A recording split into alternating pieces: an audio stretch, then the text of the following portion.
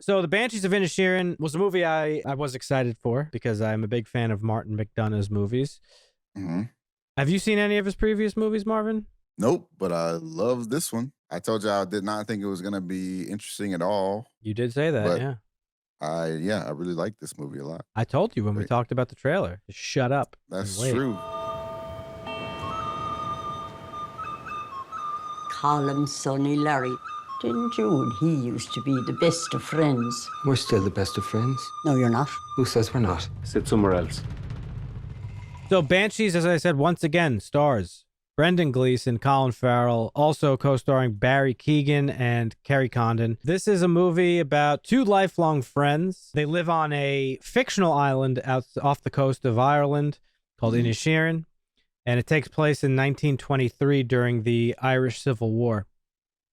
And randomly, for seemingly no reason, out of nowhere, one of the two friends decides that he doesn't want to be friends with the other one anymore. They get set on a course for terrible things to happen to both of them. I don't really know if I'm correct or not, but I feel like this movie, the plot of the movie, and really just the controversy between the two friends sort of parallels the events of the Irish Civil War. I don't know enough history about the Irish Civil War to say for certain that that's the case. However, what I do know about it is that Ireland was basically left as a divided society for like generations after the Irish Civil War. And the two modern political parties in Ireland, the Republic of Ireland, Fine Gael, if I might not be pronouncing that correctly, and Fianna Fáil are both direct descendants of the opposing sides of the war back then. It seems like that was sort of the plot between these two guys was sort of mirroring that in that a micro civil war against the backdrop of a macro civil war. Yeah. Yes. And that last bit of dialogue from Colin Farrell when he says like, I don't remember the exact words that he says, but he says something like, you know, this would have ended. Should have wrote it down. He said something like this would have ended if you were left in the house, which I actually watched that scene twice. We'll get more into that, but I think that it's pretty clear that it parallels what was going on, like you said, macro and micro. So I guess this is considered a black comedy. Oh yeah, for sure. And I so. thought the movie was. I think the first half of the movie was like light comedy, and then obviously it takes a very dark turn. I found the movie very, very funny at times. And it was. But it's not like in your face comedy that you would think to laugh. It's just stuff that I find it's just like my brand of humor. Yeah, and it's like dry comedy. Little dialogue things. They say like feck all the time. I know it's very the movie's very Irish. So a lot of the time like there's words and terms that I was kind of like not really sure what they meant, but I kind of just put two and two together.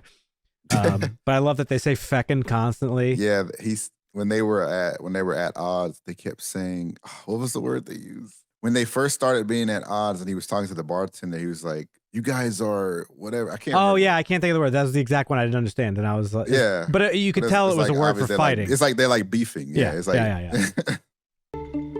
Now, if I've done something to you, just tell me what I've done to you. Well, you didn't do anything to me. I just don't like you no more. You liked me yesterday. So basically, Brendan Gleeson's character just one day decides to stop talking to Colin Farrell's character. But yeah, so the movie's very funny and largely like it was in dialogue, and it was Colin Farrell a lot of the time. There was a line in the beginning of the movie where, he's talking to his sister and he's describing like, oh, I went to call for Colm and he didn't answer the door. She's like, what was he doing? He was smoking. She's like, was he sleeping? He's like, how the fuck could he be sleeping and smoking? He's smoking. Yeah. So there was like little bits of dialogue like that throughout the whole movie. The bartender and the other guy, like the other patron at one point in the film was very funny when they were repeating each other.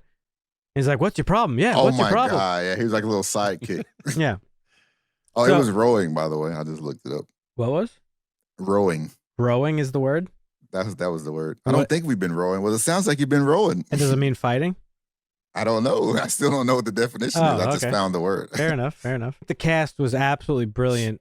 Honestly, Kerry Condon fucking crushed it in this movie. And so did Barry Keoghan. Yeah, that was Siobhan. And Barry Keoghan, fucking unbelievable performance. He was great in this movie.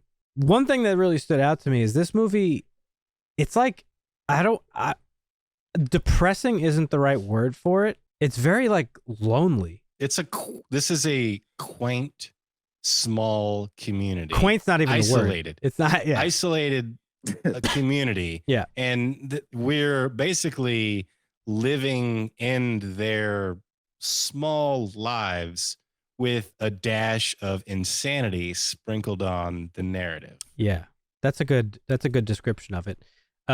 But like I was trying to figure out how to describe it while I watched it, because like, I mean, there's like depressing moments and stuff, but it's not depressing. It's like, it's a very like cold and lonely feeling movie. It's just the simplicity of life, how it was back then. It's like a tale of mortality is the way I see this movie. Like knowing that for sure we all die, and you're trying to leave behind something, that outlives your small, short life. Yeah, and that's really kind of just very real. Yeah, it's like a hard pill to swallow. This. Oh yeah, and they showed it like.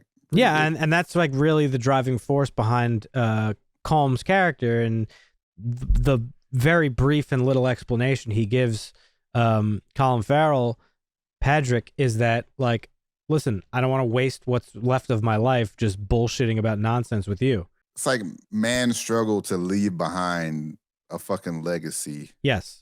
But really, because you can't see like the actual best parts of life are the little things like friendship. Yeah, and that's what I was gonna say. So throughout the movie, there's a bit of a running joke that Patrick is dim or slow or whatever, and he's like, I'm not. He's like, do people really think I'm dim?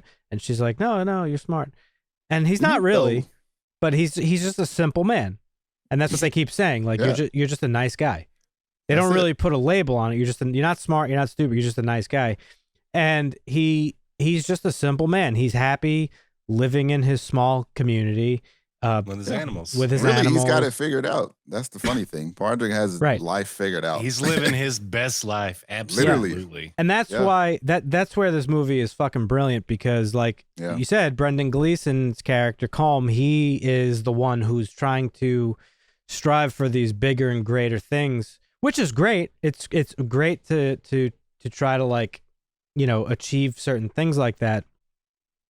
But most people, I think, at the end of their lives will, eventually figure out is like, it's sort of like, you don't need to have money to be rich is sort of like the thing, right? Like you have your friends and you have your animals and the things that you enjoy. That's all. What more do you need to be happy? That's it. So I thought that was a really great sort of dynamic between the two. And you really feel for Colin Farrell's character because, like, oh yeah, we've all been through breakups and stuff like that, and like, that's kind of how it felt. It kind of felt like a breakup when one person breaks up, and it's just like, dude, I just don't want anything to do with you anymore. Like, please leave me alone. Yeah, it feels like a love-hate relationship almost is what it turned into. Like, still loves him, but kind of hates him now because he's just done with all the. I don't think he hates him. I think the way I took it was that he still loves him and cares about him, but in order to be rid of him, he had to be like aggressive about it and mean. Because in the beginning of the film, he's like, I just don't like you anymore. And the next day, he's like, I was a little too harsh yesterday. Like, and we see him continually stick up for him. Yeah, he sticks up for against him the cop too. Yep. Yeah, he sticks up for him against the cop. He genuinely feels bad when he kills his goat. Donkey. And like, he cares about him. It's just, it's like, he does. So he needed a scapegoat to exactly. It had nothing to do with Patrick. He was very unhappy with his life. He just needed a scapegoat, and he was like self-destructive with the fucking, because he knows Patrick is not going to leave him alone. Yeah, and that's why. So, and he knows his music is never going to leave behind a legacy. Right. So, and he's like probably secretly sick of like fighting to make this unrealistic dream of like, like becoming like this superstar or whatever. So he's like self-destructive in the way that he wants to. If he cuts off his finger, he can no longer play music at that point. So he's kind of free. Yeah, he's free himself in a way. And he says it too. So the movie gets to a point where Colm tells Patrick, like, listen, if you keep bothering me, for every day you bother me, I'm gonna cut off one of my fucking fingers until you either fucking get the point and stop bothering me, or I have no fucking fingers left. And by the point in the plot where he does cut off one of his fingers, I think he's talking to Siobhan at this point, And he says like, oh, it's kind of a relief actually. And it speaks to what you just said. Like he was looking for a scapegoat. He wanted to fucking cut his fingers off because it would have freed him from that burden that he had placed on himself to make like good music that will be remembered forever and all that stuff. Would you not want him to have to do the one finger to see if he was bluffing, like? No, we wouldn't. Because worst comes to worst, he can still play the fiddle with 4 fingers, I bet ya. Going back to your own gang now, Paddy. And talking to me, are you? Happiness is a state of mind. Just like being, was it Dave Chappelle talked about being poor is a state of mind. Being broke is something completely different. Like you can be broke and not be poor and live a simple, fulfilling life and not worry about anything. But if you have the mindset of you're poor, it can be a little bit more. Yeah, it's like the cup dispelling on your morality and your. Yeah, this is something that Martin McDonagh does a lot in his films. It's these like dysfunctional couplings and like grudges and shit like that. You know, everybody sort of expected, oh shit, it's Brendan Gleeson and Colin Farrell back in a Martin McDonagh movie. Like, if you watch In Bruges, you'll understand they had like a very specific chemistry. Okay. That didn't really cut. Like they were both great together, but they don't like Brendan Gleeson specifically. He doesn't have enough dialogue in this movie to where you get that sort of similar chemistry. The chemistry's there, but it's different because his lack of dialogue. A lot of the time, it's just him kind of like staring at Colin Farrell angrily. It's more like a grumpy old man chemistry. Yeah. Kind of, yeah. I mean, you could tell he's not happy because when he talks to the priests, they keep talking about the despair, right? The despair. Well, because he's depressed. Yeah, because he's depressed. That's really the core of it. He has depression. Yeah. And like you said, he needs a scapegoat, somebody to blame, and this, that, and the other thing. It's just depression. And back in the 20s, that's not something that was really people, I'm sure people suffered from it. It's just it wasn't known or talked about that's what it was or what it is, right? Once he cut off his fingers, it was like some other type of weird stuff going on because he was so like when he was playing music with those people, the students from he's just bleeding while he's playing. He's like bleeding and he's like just like really into it. It's like this dude's he's off the rails now. I don't know if he could be saved. Yeah, some Van Gogh cut off your ear shit. But he really was. And I got a pretty good chuckle when he showed up the second time and talked to him and left, and the dog grabbed the shears and bolted. Oh, and like ran away. He knew like, yep, it's time. Yeah, that was funny. There's more to speak on too about this too, because the theme that we're talking about of like happiness being a state of mind. Yeah. It plays into the other characters as well, because Siobhan is like sick of this fucking place. You know, she's sort of, she's like, she likes to read and she's a smart person and like probably belongs in like a bigger, more civilized society than this fucking middle of nowhere fucking town. Yeah. They show like, real quick, they show like, the 3 types are multiple types of people. The guy that has like unrealistic aspirations. Siobhan has like she wants to do something with her life that's realistic. Not just that's realistic. And then the guy that's just content. Goals. Yep. The guy that's just content in the moment being Padraig. And she's kind of just sick of living in this small community where people bicker and fight and have grudges and stuff. She gets a job offer on the mainland to work at a library, which she takes and leaves. And this is like another like big hit for Padraig because he's losing his sister that they live together and he relied on for many things. Yeah. He's like, who's going to cook? She's like, that's what your first question is? He's like, well, it wasn't my first question, but my first question was, what about me? Yeah. And then poor Dominic, he was a real tragedy to me, Dominic, dude. Yeah. Well, he shoots his shot. Gets shot down, and I kind of took it as he killed himself. Oh yeah, right after that. Yeah, when he says, "I'm gonna go do that thing I was gonna go do," that was him going to go kill himself. Yeah, that's what I thought. Okay, that's what I thought. But I mean, he confessed his like desire to just want to be loved in such a romanticized way. You can only feel for him. Yeah, physically, sexually abused by his father. No real external help because the fucking 1920s. Yep. And then top it all off, his one idol, Padraig, showing him that everyone can be just as evil when they have a motive to achieve. He wasn't just a nice guy after all. Padraig, when he told the student that his dad got into an accident. Oh, yeah. and that just pushed him over the edge, literally and figuratively, Yep. into the lake. Really, it was like 3 characters that were aspiring to like bigger things in their own way, Right. and then Colin Farrell just like, Content. I'm happy with what I got. He's figured it out. Yeah. So it was a really And cool. even that gets ruined for him. Did it though? The other, I think so. He's not going to be the same after that at all. Yeah, How could he? his life has changed irreparably because He's of not the a nice events. guy anymore. His sister moved. His donkey's dead. His best friend cut his hand off. I think that's where the movie leaves you, where he's kind of just like, yeah, you're right. He's not nice anymore. He's like in this eternal feud now, and he's like all for it. But I don't know. Maybe it kind of left me too with like a little bit of like hopefulness that like Brendan, like they came to an understanding. Well, in that last dialogue, you could see like the fucking disdain that he has for him at that point. I know, but so okay, he burns his house down. He goes and sees Brendan Gleeson. Brendan Gleeson's like, "Hey, I guess we're even now." And he's like, "Nah." He's like, "We're gonna do this forever." He's like, "We would have been even if you were still in the fucking house," meaning if you died.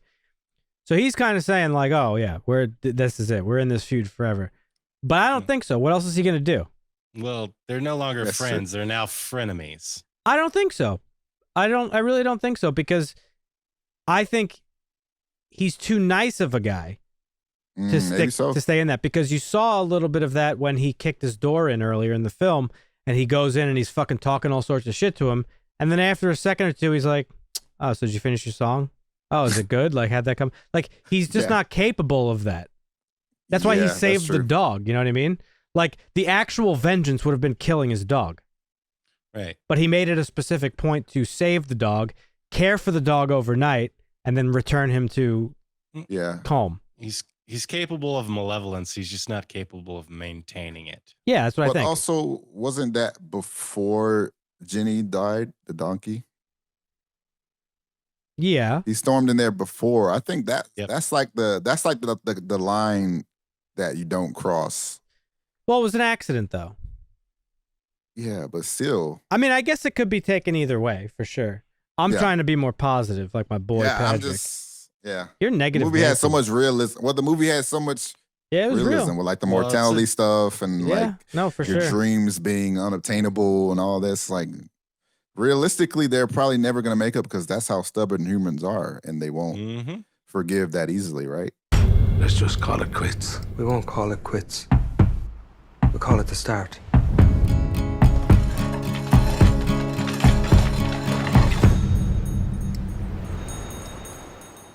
Yeah, I mean, I don't know. I guess you're a negative Nancy and I'm not. I guess that's negative Nancy. That's what we're coming down to. But overall, I think this movie was great. I thought the writing was phenomenal. The acting was phenomenal. All the actors were great. I think Dominic kind of stole the show from me. Well, I was saying that too. Barry Keoghan was amazing in this, but also Colin Farrell was like really. But Colin Farrell good was so good. Yeah, I think Dominic didn't have nearly as much screen time, obviously, but whenever he was on the screen, I felt like he was. And his story is present. Like the true tragedy, like you said. Exactly. But the cinematography too, we didn't really mention that. Beautiful movie, both cinematography and like the scenery and stuff like that. Gorgeous. I remember when we talked about the trailer, somebody in our comments said they actually had like worked on the film. I think that must have been fucking sick. Amazing. Yeah. What the fuck? What a place. What a beautiful place. Interesting. There's no trees anywhere. I found that. I was like, it's just fucking bare ass fucking grass and like stone. Like, what's going on over there? But yeah, that is weird. Yeah, beautiful place. But this movie's sitting on IMDb right now at 7.8, very high, definitely well deserved. Yeah. I'm right there. I'm gonna give it a solid 8. What about you guys? Yeah, definitely an 8. I wouldn't give it the bump up. I give it a 7.5. It's still a great movie though. You never giving things bumps up. I don't understand with you. What more do you want, Dusty? You gotta be a badass to cut off your fingers, dude. I'm sorry. Fucking, you gotta be. That ain't an easy that ain't an easy task. I'm curious to see how this movie will do at the Oscars. It's definitely gonna win some shit. Yeah, it didn't win anything at the Critics' Choice Awards, but it still could. This is kind of like when they fine tune the awards before we get into Oscars season. I have a feeling that it needs to win something because that shit was good. There you have it, folks. There's our review for the Banshees of Inisherin. Leave a comment down below letting us know what you thought of it if you watched it. We definitely recommend it. Obviously, we all gave it high praise. Positive or negative ending? What do you guys think? Yeah. Let us know what you think about it in the comments. If you have not done so already, consider subscribing to the channel. You can hit the notification bell to be notified for future videos. And if you click on the playlist over there, you can see other movies that we have reviewed in the past. But we will catch you in the next one. See you. Costa.